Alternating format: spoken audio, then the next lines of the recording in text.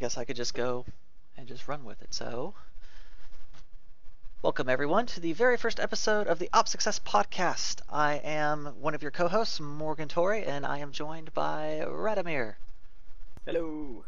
And today, hopefully, we're gonna go through some things. Mostly gonna be kind of PvP and low-sec oriented, but never fear, we're gonna have plenty of things for everyone. So while we're at it, let's just go ahead and dive on the biggest thing that's been happening lately, and it's been the talk of all the forums everywhere, from like Reddit to Twitter and everything, and that is a Brave offshoot alliance corporation. I'm not exactly sure what's going on with them, entering into the Caldari Militia into Black Rise, adding to the cesspool that is Black Rise and Placid with all the third parties and whatnot. So yeah, so they're here, and they've Yeah. only been here for like how long? Like 3, 4 days? A week. I don't even. I think maybe a week. So I've been keeping an eye. I've seen Carnage floating about. Is it Carnage? No, Caldrogan. Sorry, I'm confused. Caldrogan. Cauldron. Is that how you say his name? Caladuran, I think is how he pronounces it. Here we go. Anyway, seen him floating about. Seen a couple other brave guys floating about. At the moment, at this time in the afternoon, militia chat's up about 100 from what it usually is. So that's a good start, I guess. But yeah, I mean, the guys have been getting in, they've been getting stuck in. I've seen them getting stuck into some public fleets as well, and they're helping out guys in pub chat, which is something that, yeah, pub chat needs. Yeah, and that, and they announced last night that they're basing out of Kajari officially. Like I know for a while there, they were kind of like just bouncing around at different, they had some in Hazmajala with Templars, they had a few hanging out in Nausicaa and Okamon with us, and he and Conglomerate. But yesterday they made the formal announcement that they've decided on Kajari, which is a little interesting because that's like what, 2 jumps from where Test's announced home system was when Test showed up. Yes, it is. In fact, yeah, because Test joined us in India, if I remember correctly. Yeah. So that's an interesting spot. It's a bit of the war zone that needs a bit more pressure. There's plenty down in the sort of Okamon, Asakai region pumping down through Rakapaz, but I'm not seeing an awful lot of movement up in Gajari from what I can see anyway. There have been a lot of fleets flying from our side of space, because we base out of Okamon as well, flown up to the likes of Pavanaka and Mania, so there hasn't been a lot of Caldari pressure up there, whereas other parts of the war zone it's very much a different story. Yeah, yeah. Yeah, that I've noticed they've been flying like a lot of fleets. Like every single time I log in, they always have fleets up, and I'm like, hey, more power to them. It takes the focus away from us. Grr, guys, we're trying to be, space like emperors here. I mean, how can we do that if, they're joining your fleets instead of ours? But it's good though, because they're getting people undocked and actually doing stuff instead of just complaining about camps and stuff like that. Yeah, well, despite the extra player base, we must mention, of course, at the same time that that's been offset by the fact that Galente Militia are now in T3, which has resulted in a large push from them. Certainly with the extra farmers that'll bring, and they, well, I mean, they captured 3 systems overnight, so if that's any indication. Yeah. We'll have to wait and see, I think, whether Brave will have much of an impact. I think it'll be the usual nullsec deal where they come in, they spend 2 weeks trying to learn how to faction warfare first before they can really get any momentum. Brave have the advantage that they are newer players used to flying small ships, I guess, albeit in bigger fleets, all the same. So I think they'll have a bit of an advantage over the likes of Test, but I still think it'll take a while before we get any real traction and stop the current T3 push that we're up against. Yeah, then I think they just dropped a tier 2 at downtime. I might be wrong, They're but back up again. oh, they are I'm back up looking again. at Okay, good. I'm just looking at my API pool. Like I haven't even pulled up the information in game yet. But yeah, no, like for the people listening that don't know, Test actually when they got kicked out of, was it Fountain or Delve? Nullsec. When they got kicked out of Nullsec the first time around, and the goons jumped on them in the infamous Halloween War, I believe is what they called it. They pretty much had nowhere to go. And when they ended up, trying to figure out where they wanted to go, they started hemorrhaging players. They decided to join Caldari Militia. And they came close to us. Yeah, I think it was Inia is where they hung out at, which then was like the capital of the Caldari Militia, if such a thing could exist. And the only problem, though, was that instead of adapting to the new play style instead of, seeing what everyone else was flying, instead of asking people who have been doing this kind of warfare for years, or at least since Retribution came out that reworked all the frigates and destroyers. They went and tried to do their um, nullsec, I guess, doctrines would be the best way to put it. Like at one point, they actually were flying around in like Drakes and Ishtars, and they were wondering why they were losing, major warzone fights, and they would call people cowards for running into smalls and novice complexes, when that's 50% of the warzone's combat are in those complexes. Well, So, I mean, that's an interesting part of FW tactics because I know certainly whenever we were last in Tempest and in Hazmajala, whenever we were doing the fights there, if they we, one of my tactics was to bait the Caldari Militia into going into cruiser fleets, which forced them into the mediums and larges, which take longer to run than the smalls and novices, and so we would just ship down and just hide smalls and novices. If you can win the smalls and novices and keep taking down the mediums and larges when you have time, if you're in a siege, for example, you're going to win because whoever gets the smalls and novices are where you get speed, and definitely that's where the main capture power comes from, not the larges and mediums, and not cruisers and battleships. Don't get me wrong, there is a place for them, and that's where decisive battles in war zones can often happen, the morale breaking battles, but null doctrines are not low sec doctrines. Two just aren't the same. no, yeah, and that actually just goes back to the whole test didn't really listen that much to like the people that were, experienced and whatnot, and so people would try to help them. And I remember you and I both were out there trying to help them, show them how to do these things, and they just wouldn't listen to us. And I'm really hoping Brave keeps up what they've been doing, and that is they are deferring to the people that have been doing faction warfare for years or living in low sec for years, which I know Brave's also kind of unique. Didn't they used to base like right down the road from us in Placid? Was it Barla something? Barl. Yeah, Oh, BR, yeah, something like yeah. that. Barlaget, that's it, Barlaget. They actually based there at their beginning when they left high sec, if I remember correctly. That was like over a year ago, probably.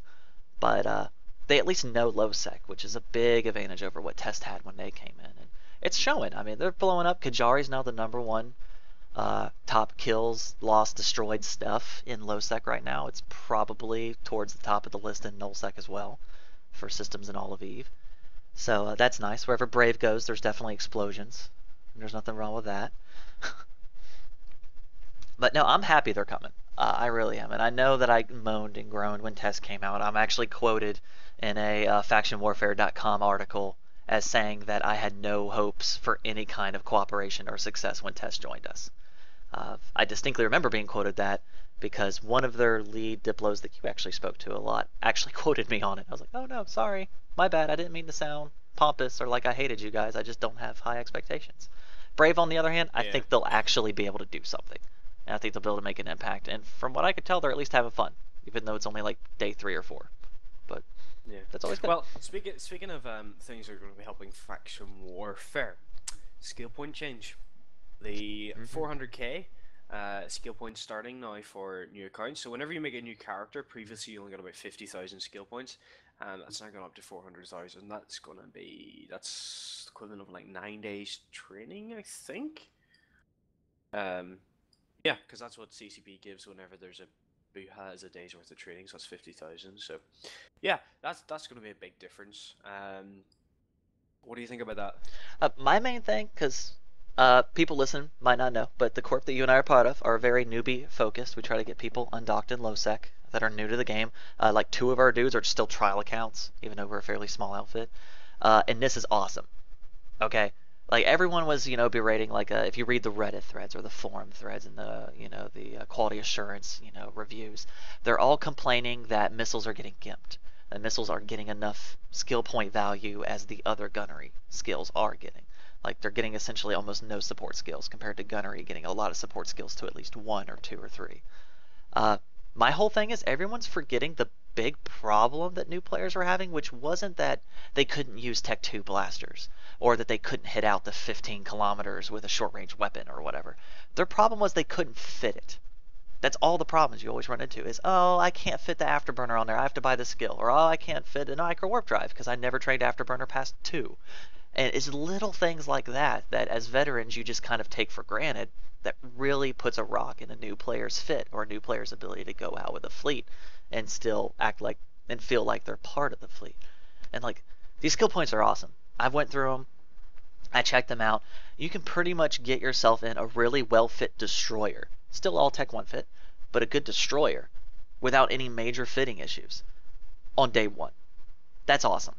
I mean, just coming from a faction warfare low sec perspective, that is amazing. I absolutely love that. And it's just going to make it so much easier for newer players to just get more involved and get out in space instead of having to wait. Oh, well, I wanted to fit, this shield extender, but I have to wait until this skill that gives me more power grid increases. Well, now they don't have to wait. Now it's there. Now they can go do those level 2 missions that they just got standing for or whatever the heck they want to do. It's just awesome. I love that. And I feel like people's complaints are in the wrong spots whenever it comes to these skills. Yeah, no, I mean I have to agree as well. I mean we've one new guy who's still trying to figure out what he wants to do in the game, so just made another trial account, and he was like, oh, he literally made it, and like a few hours later the announcement came out, and I was like, oh, I'm like, don't worry about it, you'll be fine. Just create a new character when you get that far. Yeah, you're still trying. But I mean, we find that quite a lot. I mean, it's not even that they don't have the skills. Sometimes I think the bigger one is that they don't know they need the skills. It's like, oh, I can fit an afterburner. Yeah, I can go really fast. Oh wait, there's a faster one. And then, they don't know that micro warp drives exist, or they don't, because they haven't done part of the tutorial. They've jumped in the game. They've asked in the NPC corps, where's the best place to go to fight other people, and they go faction warfare. And you're like, okay, let's go faction warfare. And then they get there. They've avoided the tutorials because that's where they've been pointed straight to, and now they're left sitting going, Not only that, they don't have the startup capital to buy basic skill books because they haven't done tutorials. Because if you do the game tutorials, you get your basic skill books. You get them injected, and even a lot of time will give you mods and be like, inject the skill book, train it to level 1, fit your afterburner, etc, etc. So this is just going to cut out a lot of that and mean that they can actually get in and start killing frigate rats as soon as possible. I mean, I've had to come and help new guys who are a day or two into the game kill a frigate rat in faction warfare space. That is just... It's unacceptable. It really is. I mean, novice sites are meant to be the newbie site, and newbie is defined as less than 1 month. And yeah, to me... If a player who's in 10 days has to have help because he's been training up support skill, I mean, because you bring them in, you're like, look, you need to train up these support skills so that you make sure you can fit some decent ships, so they start doing that. But if they start doing that, they aren't training damage skills so that they can kill the rats to make money, to make ships, and they get stuck in this sort of loop where they can't do an awful lot for a wee while. Yeah, no, it is. It can be discouraging, and that's why I'm so excited that most of these skill points went towards more supporty skills. Like I'd say over half. They're getting thermo as well, aren't they? Yeah, they're getting thermodynamics, which rip speculators. That 10 million a skill book is disappearing. Yeah. No, I mean, thermodynamics and overheating is a basic PvP skill that people need to have. I mean, it amazes me how often when I'm talking to people who've been playing a while and they're like, oh, I don't bother doing that because I don't want my mods to burn out. And like, but they don't. You overheat for like 3 cycles, turn it off, you're fine. Laugh all the way home. There's some extra damage. It makes the difference between winning or losing. But for new players, if you have the option of buying, 3 or 4 frigates for 10 mil and going out and making some more money and getting some more PvP, or buying a skill book for an overheat, I know where my money's going, and it's not in an overheating skill book. Yeah, no, exactly. And that's kind of the reason why I really like these changes and why I'm not nitpicking them.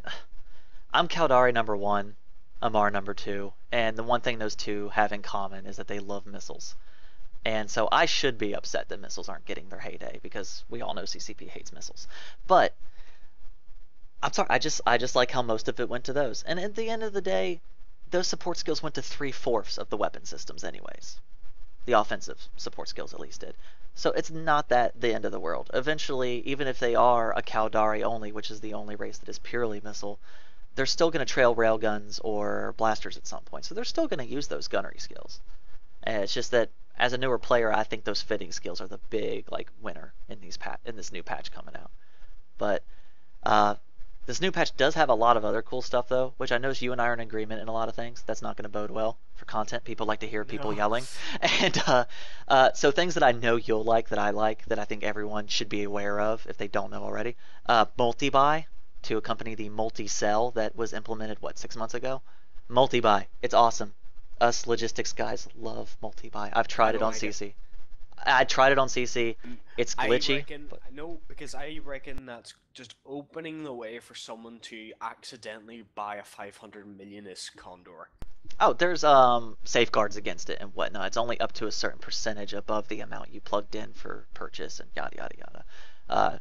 There's a lot of parameters to control it. You obviously don't just want to click buy 200 of some item without double checking the market first to see the availability. If your order parameter, for instance, will go above, some threshold of, what it should be, it will actually give you an error message telling you what the problem is. So it won't let you do that. I honestly reckon I think I'm just gonna buy everything one at a time purely because I like to pick and choose which market orders they're coming out of. I like to know that I'm getting the right market order because, I mean, if the threshold's like 5% of a million ISK, not that much. 5% of 100 million ISK, suddenly there's 5 mil difference, and that can be, or go to a billion ISK ship that you're market trading or something, and if you're trading Marauders or something like that, I don't know. I just think there's a potential for stuff to go wrong. Plus, I'm still sore about that 500 millionist Condor I bought. Yeah, that was a good one. Did you ever lose that Condor? No, it's still sitting in a hangar. I refuse to use it. It's bloody expensive. It's your most expensive frigate you own, right? Yeah, yeah, But exactly. yeah, no, I like the multi-buy. Obviously, I won't use it either for big things that could potentially jump up, like meta mods. I would be really careful using multi-buy for meta mods, to where there's only like 30 of this specific kind of web on the market, and then you need 50 of them. And the difference is, oh, well, it'll be 14,000 ISK up until the next 10 of them, which it then becomes like 5 million ISK. And then you just spent 5 million ISK for like 15 meta webs that aren't worth like 14,000 you spent millions on. So I can see Yeah. where I'd be careful with that, but I love it. It's awesome. I have no regrets that it's coming in and that I'm going to use it a lot. But anyways, so multi-buy is coming up. That's awesome. Here's the big one. Entosis links are no longer to be allowed to be online interceptors. Interceptors can no longer turn them on. I'm assuming they can still fit them. They just can't use them. So no I more don't think that's far Entosis. enough. I don't think that's far enough. I think they should be cruiser and above, really. I think you should have to. Frigates are too kitey, they're too hard to hit in bigger ships. And yes, I know, just throw some webs and some more frigates on it, but I think if anyone's going to be trolling their way through nullsec, they shouldn't be able to troll their way through nullsec. You know, throwing Intusus links left, right, and center. I think that's just. Nah. See, I'm okay with it. I really am. Just because I'm like, I feel like if someone shows up in a fleet of like Sviphols or just destroyers, T1 destroyers, like Thrasher fleets, I feel like they should have the option to Entosis if they want to. They shouldn't have to bring like a token Caracal or whatever to use an Entosis link. And I mean, oh, if we show up in like a fleet of, assault frigates, you're in nullsec, you're at home, you have doctrine ships. Surely you have something that can deal with whatever random fleet comp I brought out. So I'm okay with it. Um, I really am. I like it. I think interceptors were the only big problem they had. I would like if there was like a speed penalty or something like that on there, to where like either it dramatically increased your mass or something whenever it was activated. I think that would be nice. But I don't know. We'll see. I mean, CCP's doing little changes at a time now instead of, a bunch of changes at once. So maybe that's the next step if they find out that, well, interceptors are no longer a problem, but now really kitey condors and executioners are. Well, then they Yeah, might but go, they again get bubbled as well, which is the other thing I suppose they have over. whereas interceptors could just zip about and everyone have to sit and watch for the most part. Yeah, that's true. That's really true. But we'll see. We'll see what happens. I mean, I haven't been in nullsec since it was first implemented, and we got to play with it. I pretty much left right before the goons attacked Providence, so I didn't get to get the full impact of it. But from what I gathered, just from my little time playing with it, troll scepters were a problem. There was very little counterplay option, and it wasn't that fun or interesting either. But all the other stuff was fun. Like, honestly, I love Fozzie Solve. I love what happened, and I think it was the right direction. It just needs little tweaks, and this is a good little tweak. Yep. But Next one I want to chat about battle cruisers. Ooh. Can I bring my Drake now? yeah, battle cruisers. Okay, kinetic lock. That's what I want to ask you. You mentioned the Drake. No kinetic lock. Why not? What's wrong with the kinetic lock? It's so unfair. Kinetic is the worst type of damage to be dealing to anything. But so would thermal in a way, wouldn't it? Yeah, but I don't want to use thermal. I want to use EM or explosive. Like every other weapon type has, a rough option of choosing in some way. Well, you have the option. You just won't get the potential 50% bonus to damage. Is all. Yeah, I don't know. I think kinetic locking is unfair against missiles. To be honest, I think it's Yeah, I don't know. I think it's a little unfair, but I like it because it adds more options. Like, No, it if you doesn't. see, yes, it does. It literally cuts down the options. Well, I mean, It's it a adds lock. it adds more It's not options. an unlock, it's a lock. It adds It's more in the options for play and counterplay and expectation. Like, for instance, what if you're in a Drake fleet and you go out and you're against, well, let's do another battle cruiser, Canes. Okay, you're against Hurricanes, and actually that's a bad one. There's no tank bonus on a Hurricane. Whatever. Anyways, it's easier. Canes. So you're Drakes versus Canes, and the Canes know you're in Drakes, so they fit. Let's say they're armor, so they fit nothing but armor hardeners for kinetic and kinetic only. And I mean, they stack that up, and plus a damage control, I'm guessing. But the Drakes decide, well, let's load Nova missiles because we brought Nova missiles in the off chance that they might be better. If the resist profile, I forget the math, but I think if like resist is like, like in the upper 80% and the other resist is in the lower 60s, it's actually more advantageous even with the 50% bonus to damage on kinetic to switch to a non-kinetic ammo type. So You're always going to take other missile types with you for that situation, but I think that's very specific. I mean, if you take the lower tiered kinetic locks, for example, Condor, that one, I was sorry about that one the other day. I don't know. I just think missiles should have the option of picking their damage types and their whatnot according to same as anybody else. well, they do. The Kestrel can. Tower, can the tower? I forget. Is the tower explosive or is it unlocked? I can't remember. It's mid of rust. It's no good. Oh, yeah. Okay, well, either way, a few of them do. I think the Breacher's unlocked too. So there's a few missile ones that are. If I remember correctly, the Caracal is, but the Cerberus isn't. But then again, you see Cerberus fleets. There's Cerberus fleets in Null. Everyone knows they're going to bring kinetic. And when I was in Lawn in the CFC, we ran Cerberus fleets, and we brought Nova and Mjolnir munitions on top of our Scourge. We never brought Inferno. Never bring thermal damaging. Everything tanks against thermal nowadays. But no, I get this. I get what people say when they're annoyed that they feel like they're forced into picking a kinetic ammo type. But I'm just going to bring up the old thing that blasters don't get to pick either. They're stuck in kinetic and thermal. They're just stuck. They have no other options. There's no explosive option. There's no EM option, period, in any of the ammos. And the same thing's true with lasers. You're stuck in EM or thermal. There is no other option. And if you're fighting an armor boat and that armor boat has thermal hardeners, you're not doing damage to another armor boat if you have a laser boat. I mean, that's just how it is. So to me, it's just a nice little, play counterplay kind of thing that adds variation to warfare. That's why I like the kinetic bonus. As a Caldari pilot, I hated it, but that's why I like it for a game balance perspective. Well, anyway, for the battle cruisers themselves, I guess I'm happy with the changes. I think it sort of does a good job of making some of them more useful.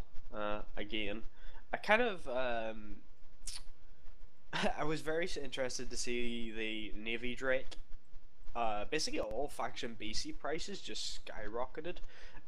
Actually, the last time I checked, Navy Drake prices, LP was 1,337 per ISK per LP, which was quite cool. Um, but it was, Yeah. something. Uh, that and with the Navy Drake, they did something weird with it. They added the shield resist bonus, which I remember, I think it was Fozzie that said that the Navy Drake purposely was not given a shield resist bonus because then it would be the old Drake at that point. Well, now it has it, and it has. Correct me if I'm wrong. Nope, I'm not wrong. Plus, it has extra fitting room now, extra power grid, which So allows it's you to fit stuff. better than the old Drake, Yeah, which is well, probably why Navy. I think what will happen is we could definitely see for as a possibility for faction warfare fleets them starting to use their faction battle cruisers in doctrines a lot more, especially the likes of Caldari Drake. yeah, But I think if I remember correctly, her fleet issue was going to be very good as well. Um, so yeah, yeah, there's definitely a possibility that people might actually use their faction battle cruisers as part of the bigger faction warfare fleets, which is what we want. We don't want them just because yeah, I like that idea. I like that notion of navy fleets in faction warfare. I just yeah. yeah. You just have Drakes trying to kite with heavy missiles while Brutuxes are lobbing away with rails, whole tanking everything. I think that could be kind of an interesting little slugfest that we could have. But oh yeah, I think all of them are good. I really like how they changed the roll bonus to be an application bonus, and then different bonuses after that. I just really like that a lot. Um, I think that fixes a lot of the problems that the battle cruisers were having. That and their max targeting ranges, for the most part, have been increased as well, so they can actually hit as far as some of their weapons can go, which was a big limitation they had also. So I think it was a good step in the right direction all around. I'm a little concerned that there's a bit of a creep issue with the release cycle because command ships are still kind of in a place. Like there's only like 3 or 4 good ones that can actually be combat ready, and the rest of them are just best for being, sitting on a station providing boosts and then docking up whenever someone sneezes on them. But the new battle cruisers, for instance, align and move faster than, or are more agile than, or in some cases project damage more better than these command ships do. So I'm really hoping that next to battleships, the command ships get a nice little glossing over pass. Because they really haven't gotten any attention since they did the weird skill, you have to know every single leadership skill requirement that they now have. Um, Yeah, no, so, command ships definitely need to work. I'm hoping now that they've, because obviously with the Eve Vegas, if anyone hasn't seen it, one of the ISD folks put out a post showing the what do you call it? T2 capital mods. oh, yeah. I don't know if it was an actual, like, real drop or if it was just like, oh, it was a Photoshop and one of the ISD guys shared it because he thought it looked cool. I honestly don't know. Yeah, we don't know that yet, but it was sent out, which if it's interesting, means that we're getting closer to their capital rebalance, which is obviously something we're all excited for. I've what 3 carriers sitting in a hangar bay somewhere, so I'm quite excited to have the chance to get to. Well, I just want to see what they do to them because they need some work. But I'm hoping. But see, I think if you're going to be rebalance capitals, you absolutely have to rebalance battleships at the same time, because with battle cruisers going up now, battleships are going to be even worse against battle cruisers, and I think battleships are just going to be wiped off the field in favor of battle cruisers now. No, Because yeah. I think Like, they're so much more maneuverable. Their damage application just going to be much better than large weapons. Other than maybe arty, arty fleets where you're trying to blast your way through a target before he can get in there. But yeah, well, you know, Tempest. No, what was it? Was it Tempest or Maelstrom? 1400 millimeter fleets of old.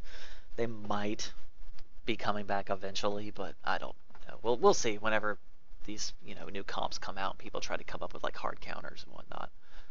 But either way, I don't know. I'm pretty excited for the cap rebalance, but I'm holding my breath because depending on what direction they go, it could be either awesome or it could be like the previous cap rebalance when they gave the Naglfar the double bonus and then just dropped the missile turrets or the missile hard points. They kind of just half-assed, Well, for lack I of a mean, better term. they have managed to fix it. I mean, we've all seen these solo PvP phoenixes now, so as long as we can still see more of those epic videos, I'm fine with whatever they do to True, the true, phoenix. yeah. But yeah, well, we'll see what happens. But CCP has been showing that they're willing to think way outside of the box. Like I'm trying to think here. Like for instance, the Tech 3 destroyers have modes that they change. Like that's something that's really new, like brand new, completely. We've never had a mode changing ship before in the game, unless you count like triage or siege, but that's a module you turn on and off. We've never really had that before. Um, so they're obviously trying new things, and I'm really, really curious to see if there's a new thing they might try here. Some ideas that I've heard that I really like are like point defense systems. So like you would be able to fit like a second rack of high slots, and that second rack would be like medium weapons. You might not get bonuses to them, or you might just get application bonuses, no damage bonuses.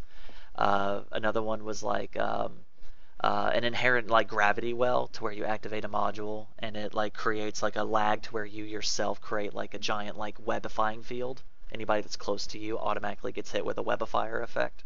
I've seen some pretty cool suggestions that would still allow them to have more than just bash structures as a role, or kill other caps as a role, to where they have more utility. And I'm kind of hoping they go in that direction. I mean, I know they were originally designed as the destroy posses back when poss off was a thing. And they turned into grind structures when, we had the outpost and the 3 timers.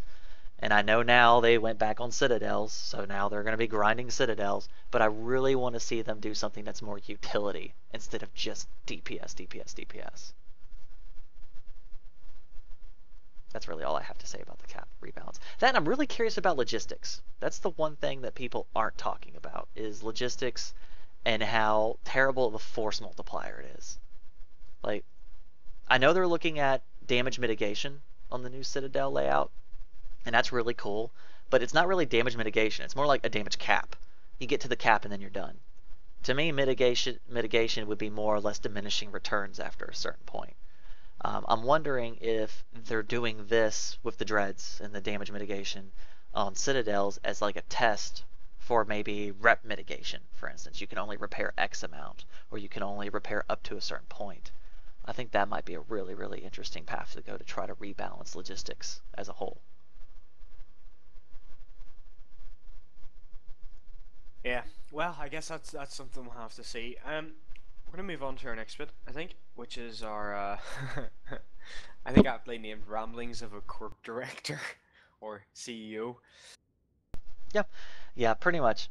So, anyways, our ramblings today is something that me and Rad have ran into for years, and it's something that I've actually heard a lot. It's been expressed a lot.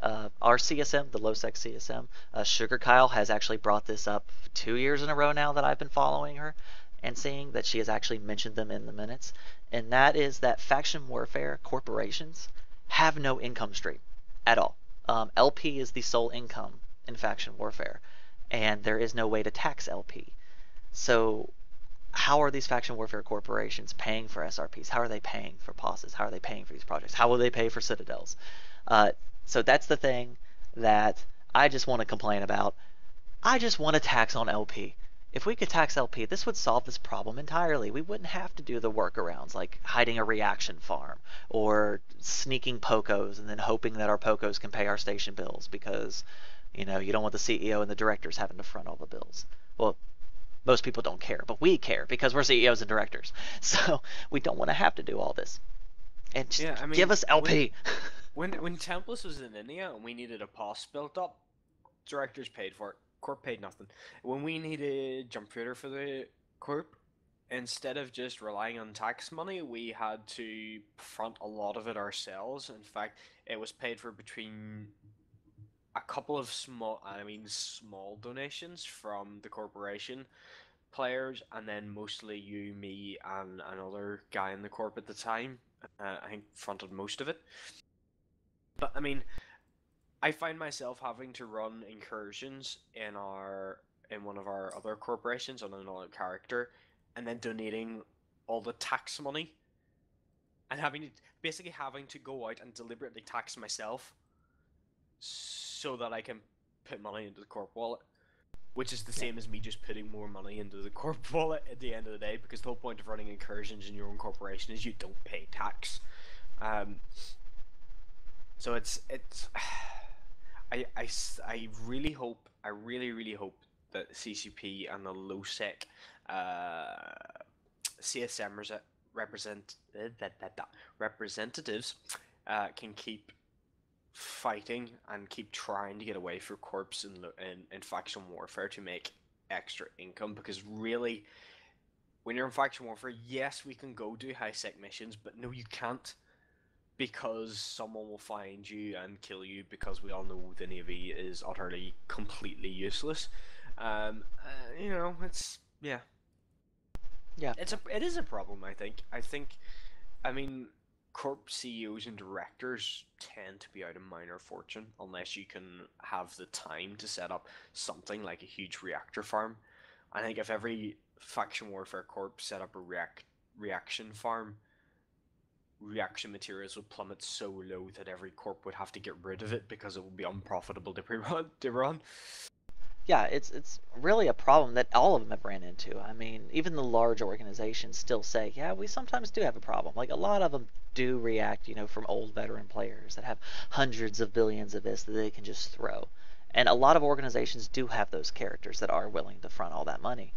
But like for instance, one good siege that lasts over a weekend to where both militias are just constantly pounding into each other, if you run SRP, you can easily be running out in a corporation our size, 20 or so members. We can easily push a billion ISK over the period of 2-3 days. And this is in T2 fit T1 frigates and destroyers. I mean, our SRP limit is under 10 million ISK if you want it. We will pay. So 10 million ISK is not a lot, but in actual fact, considering most of the ships we fly are less than that, that's fine. But you can chug through, if in a proper, like you say, proper sort of push, plenty of those ships in no time at all, and then suddenly you're into, massive corp debts. Yeah, and then the corp's like, well, we're definitely out of money now. So how do we want to do this? And I remember when we first started out, we tried doing the market trading. We actually still have a role in the corp that I've yet to delete, even though no one has it, that actually is for market trading that we would give someone. There was just so many things that we tried to do to address this, and honestly, the reaction farm and the Pocos are the only things that's kept this thing going. If it wasn't for those two things, we probably wouldn't be able to support the newbies. We probably wouldn't be able to do the SRP. When we were last in Templars, a lot of what we came from, because we managed logistics for Templars and for, during one of the Hazmajala sieges, about 3 other Caldari alliances. I think was it 60 contracts in like 2 weeks or something like that in jump freighters, which was a good amount of ISK. And again, some of that went into our pocket, but a lot of that went into straight back into buying more ships to hand out for fleets. And Yeah. that's where a lot of that went, was Derp Algos and Derp Tristans and Derp Merlins. In fact, Templars still have apparently 300 or 400 of our Merlins in their hangars from when we last left. So lazy, they need to undock them and get them blown up. They're saving them for oh, for the next push? For the next siege or push or something. Because they don't like using us because we're not in the alliance anymore. But no, faction warfare pilots, and it seems to me like wormhole pilots both run into the same issue, that there is no inherent built-in way to tax your daily activities. Wormholes, they get by because they make so much, and they're so tight-knit and they're so organized that they can do it. And there are ways to shut down systems in wormhole space, and there's ways to double check and make sure no one can come and ruin your day in wormhole space. Faction warfare, you don't really have that. And if you do shut down your system and you do make it impossible to come in, it's not worth the income that you're getting from that system. Unlike wormhole space, where you can run like 5-6 escalations in a single, system, out in faction warfare you can only run like 3, maybe 4 at the most, and then you're out, and then you have to go to another system, and that's a huge waste of resources. In your own system, you're actually getting pennies for it. Yeah, you're getting less. And so faction warfare is actually a bit weaker in revenue, whenever from a corp aspect, not necessarily from a player. You can make oolas of money if you try hard enough in faction warfare, but the corporations don't have any income stream. Like even nullsec, the reason how they have all these giant SRPs, and then in highsec, why they're able to just give away mining barges to their little miners and mission runners and stuff, it's because their primary mode of income, if it's not market trading or manufacturing and selling directly, it's through ratting and killing NPCs. And you don't have that in faction warfare. You run complexes. You kill the rats, but you don't get bounties because they're faction rats. You can run the missions, but you don't really get a lot of ISK as rewards. You don't get bounties because, again, they're faction rats. And to top all that off, you get paid in ULAs of LP. There is no ISK transfer for the most part in faction warfare among the line members. So there's, I don't know, just faction warfare corporations need a ISK revenue. And I know it would probably break something, but I would just love to see an LP tax somehow implemented. Even if just faction warfare members, corporations, could have the option, that would just be awesome. Yeah. Well, I mean, yeah, there has to be something. There just has to be something. I think a lot of faction warfare CEOs would agree. At least most that I've talked to would agree. There has to be some way of funding our corporate activities because, it's costing us too much money. No, yeah, it really is. It's really terrible. But anyways, that's enough for our little complaints and our little want. And please, Sugar Kyle, if you're listening, thank you very much. For you. We did. We got most of our corporation and half of Templus to vote for you. We love you. You are awesome. You have done everything you've promised, or you've tried to do everything you've promised, and we see it and we appreciate you. You are awesome. Also, this is also towards Sugar Kyle, but she put out a request when she was on another podcast, Hydrostatic, I believe, that what are problems that you run into whenever newbies join faction warfare, which might be a good topic maybe for our next show. She wanted to know like ideas about that. So if anyone's listening, and if you have any problems with faction warfare, frigate rats. Yeah, killing damn frigate rats, which the skill points hopefully will help, the new skill points. But so if anyone listening, because I know a lot of our listeners are probably going to be faction warfare low-sec oriented, because most of the people that have responded to our Twitter messages are faction warfare low-sec oriented, definitely mail Sugar Kyle with that information. I'm sure she'd still appreciate it, even though it's been about a month or so and the summit's already over, because it's just more information she can have for later. And I don't doubt that she had something to play into with these skill point changes, because one of the complaints I did express to her in an email was it's fitting skills that are the problem. It's not gunnery skills. It's not navigation skills. It's not the confusing UI. It's fitting skills. If they get to the point to where fitting skills become a problem, they're hooked in the game. But fitting skills can make or break their interest. And I think that she had a part in making sure that, what is it now, 400,000 is your starting? I think you said. Yeah, yeah, so 350,000 extra skill points. That is awesome. That's just great. I can't say that enough. I know we're backtracking, but that's just awesome. Anyways, so anything else to complain about, Rad? Oh, lots, but that's yeah, we'll save it. I can complain all day, you know me. Okay, so anyways, now the last bit is the fit of the show. This is a fit that we have flown personally, or that we know of, or that we have fought against, and is battle proven. Something that we're going to do for this show exclusively, we're going to show 2 different ways to fit the same ship for 2 different styles of combat. Note, this is all for low sec, small gang, low solo, maybe null sec, high sec use. If your results may vary. Well, I mean, I've mission ran in this, but okay. Too, well, so. Yeah. Well, either way, it's with the idea of a small gang or solo. It's not with the idea of you have 50 dudes. What do you want to fly? This might not be the most streamlined path. But anyways, Rad, if you wouldn't mind, we'll go over mine first, since mine's on the left of how I brought them up. Go for it. Okay, so we're going to talk about the Algos, the jack of all trades of destroyers. It's awesome. You can fit guns to it. It's a drone boat, obviously, and it's deceptively very tanky. This is where the Algos actually shines. I know the Dragoon and what was the other one? Rad, correct me.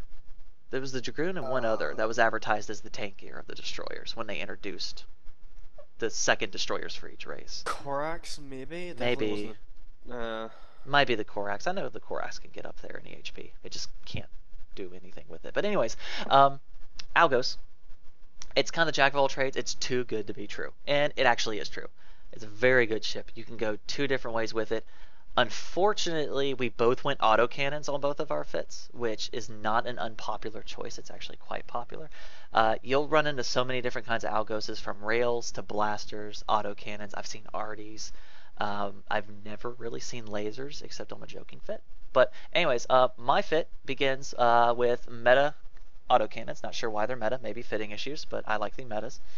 And a newt. I really like having the newt pressure, especially if I'm fighting something like an incursus. Warp in on the incursus and try to kill him down. This is obviously set up to do a kind of a jack of all trades, the one on the left. It's not necessarily specialized into just pure tackling, brawling, and it's not specialized into kiting. It can do a little bit of both. It is obviously heavily hull tanked. This sucker's pretty strong with the hull tank, and hull tanking not trimarks, bulkheads in the rigs, as well as the reinforced bulkhead Tech 2s and the lows, do not have a speed penalty. So you're moving as fast as if you're shield fit. There is a 200mm rolled tungsten plate on there. That's just to add more tankiness. It greatly increases the tankiness, especially with the damage control. It just makes it to where you can pretty much just outlast most brawlers. Not only can you outlast most brawlers, but it gives you enough time to react in case you run into a kiter that's a bit faster than you and your drones. You got the newt. You obviously have the web for pinning down things because you do have the disruptor. Sometimes I'll swap out for a scram. I tend to like the disruptor because I like for my drones to chase people that don't know how to fly their ships properly, especially frigates that tend to go too fast and then they can't warp because they're going too fast in the wrong direction. It's very straightforward. If they get close enough to you, you newt, you web, you wail on them with automatic cannons. If they're far away, you let the drones do most of the work and you just try to like run them down and scare them away. Because if they're trying to run from you, they're probably kitey, which means they're very thin tanked. That's pretty much the basis of my fit. Rad's fit's very different. Rad, if you would like to explain yours and how you use it. Yeah, so again, I've gone with autocannons, 5 Tech 2, 200 mil autocannons, nothing in the utility high slot. There's literally no room for it. My preference for autocannons is, I don't know. I guess it's the fact that you don't need capacitor for it. I like being cap stable. It's sort of a personal thing. But I guess it's also a surprise when someone gets close and they're taking, 140 DPS worth of autocannon damage. And they're like, "Oh, get in close to the algos," and no, you don't do that. So yeah, 5 200 mil autocannons. I just use Republic Fleet EMP with those. Then into the mids, I've gone for a shield tank, so one medium F59. Trying to read the fit on the stream instead of just It's opening S9. it up, which is, yeah. So one medium FS9 compact shield extender, which gives you a really nice tank, 5MN compact micro warp drive, and a warp scrambler, just to stop anyone with a micro warp drive from getting away from you. Lows then Tech 2 damage control and 2 Tech 2 drone damage amplifier, so I just really pile the damage on in this. I have then in my rig slots 2 core defense field extenders for more hit points and an anti-EM screen to fill in that particular hole. So there's 2 ways I fly this. The first of which is where I sit on the button in a complex and I just brawl, just straight up brawl. Which is really, really good for, because it takes people by surprise. They don't always expect you, and when you're, if I'm using I have 2 different sets of drones there. I have a flight of 5 Warrior 2s, or my second flight is 3 Hobgoblin 2s, 2 Hammerhead 2s. If I'm using the Hobs and Hammerheads, including the auto cannons, I can be hitting about 380 DPS, which is absolutely insane from a destroyer. In fact, that combination is enough to kill the battlecruiser rat in a large faction warfare complex, something most destroyers can't do by themselves. Which is great because it's like 30k LP a time or something like that, and nobody expects you to be in there. The other way I use it, and I've started using this a lot more, and I did this for fleets, and I started trying it solo, is I sit on the other side of the beacon from the warp-in point, so you end about 35 kilometers off the warp-in, and what that does is it encourages people to think that you're railgun fit. So they're like, "Oh, and Algo's sitting away. He's going to try and snipe me and stay away from me. So I will get in nice and close." Which, because I'm autocannon fit with a warp scrambler, is exactly what I want them to do. Because anyone kitey will come in and try and get under the railguns, at which point I can tear them apart. And so that's how I use that. But yeah, it's a great solo boat. With what 380 DPS with that flight of drones, or with the other flight of drones, I think it drops down to about 320 with the 5 warriors. And then yeah, in fleet, literally, I don't even sit in the button in fleet. I sit back and just assign drones to a frigate on the start.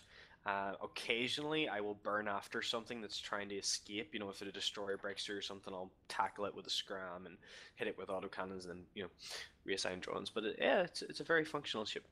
Yep. And just for stats purposes, I know I didn't explain my fitting in order, but I did say it in out of order, so hopefully people get the gist of it. But you were mentioning your stats, which I did a cursory check. You have roughly about a 12k EHP, 8k, with rough stats. If no, Yeah, wait, yeah, you have a damage control. 8,051. Yeah, so you'll have about an 8k to 9k. Is your effective tank, which you're getting a lot of DPS out of that. Mine, I just looked mine up. People that are viewing the stream and the video will see that I kind of cheated and looked mine up. Without guns, I'm pumping out 154 DPS, which actually matches the Corax and the Tower for DPS, as well as a lot of other ships in the same class or lower. Very few frigates can beat that unless they're brawling fit. That is without guns. With guns, I'm pushing out another 70 DPS or so. So it's a good brawler, not nearly as strong as yours, Rad. But however, mine has over 12k EHP, and it still runs nearly as fast as a shield tank. So my fit's more of a hold out and hopefully I live longer. Your fit's more of a surprise, I have damages kind of fit. Yeah, really. I mean, the other thing I would say about the Algos, and just why I love this ship so much, especially with the autocannons, if you're fighting a Tristan or something like that, or another Algos, and the two of you are sort of kiting around each other, not wanting to get very close, trying to hit the drones, autocannons are amazingly good at killing drones. They're so good at it. Yes. And so you just autocannon off the drones, that Fed Navy Comet that came after you, suddenly droneless, that worm that came after you and is trying to carry around you. Most of his DPS just go blasted off in that one drone that your autocannons rip through. So yeah, it's really very nice. functional ship. It is a great ship, and obviously it's very, very versatile. I mean, we have a shield fit and a mostly hull tank with an armor plate fit. I've seen straight up armor fits. I've seen straight up shield, straight up hull, and they're both, well, all three are just really, really applicable and really amazing. And again, you can fit any weapon system. They're just great. But these fits are tried and true. One on the left I've used in at least 40 plus solo roams and multiple fleets I can't even count. Rad, I always hear of you using yours, especially to run complexes. So yeah, these are great fits. They work, especially for someone trying out for new. I know for a fact mine is not that tight on power grid and CPU with my skills, which are fairly close to all 5, but it's not tight at all. I mean, with me, you just need to meta the guns, and you free up your power grid and don't sacrifice an awful lot. So, in fact, Yeah. you don't sacrifice any DPS if you go for metaphor guns. So just go for that. Sorted. Yeah, because Start. one thing that a lot of people don't tend to realize a lot is that you don't really use barrage or hail with autocannons. Wait, is it hail? I forget. Autocannons are terrible. Yes. It's barrage and something else. Well, whatever. You don't really use them a lot in our kind of warfare unless you're really specifically targeting a certain ship. So the Tech 2, you're really only getting the spec bonus, which isn't really going to make or break most fights. Usually most fights are decided in the first couple seconds, not in the last couple seconds. So at least in our side of the universe. So yeah, no, so that's great. That's the fit of the show, or the fits of the show. Definitely try them out if you're interested, or if you'd like to try out the algos, and let us know how it goes. Contact us. Our contact information will be at the end, and you can just let us know how you like it, or if you have any changes. Yeah, But and on we'll that, absolutely send you the fits if you want to try them out as well. So, Yep. yeah. so anyways, on that note, I guess closing thoughts. Hopefully this podcast records well. This is only my only second time trying to test record with this setup. Hopefully there's not a lot of interference. Not only I hope it records well, but I hope the RSS feed works. I really do. So hopefully people can hear us some more, and hopefully we get some feedback on things. Like, guys, please give us feedback. Let us know where we can improve. Let us know if you like the format, if you think we rambled too much, if we agreed on too many things, Brad, just stuff like that. And please just let us know. And also thank you CCP. That's my thing. Thank you CCP for reverting back to having expansions. I don't care if they're every 6 months or not. I love that we can have a hype video now. We haven't had one in a while, and I'm very excited for that as well. Yeah, hype videos are great. I mean, the This Is Eve video, I must have watched it about 30 or 40 times at this stage.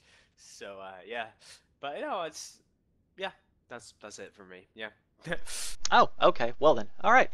So, anyways, that'll do it for our show. Thanks for everyone for listening, and for the few people on our Twitch chat that were actually watching the actual live recording. This will be up on YouTube, and we'll be throwing it up in audio for download and for streaming later. Uh, if you liked it, by all means, please let us know. Support will get us putting out more of these. We're hoping to do one at least once every week or so, if not more regular, if more things happen.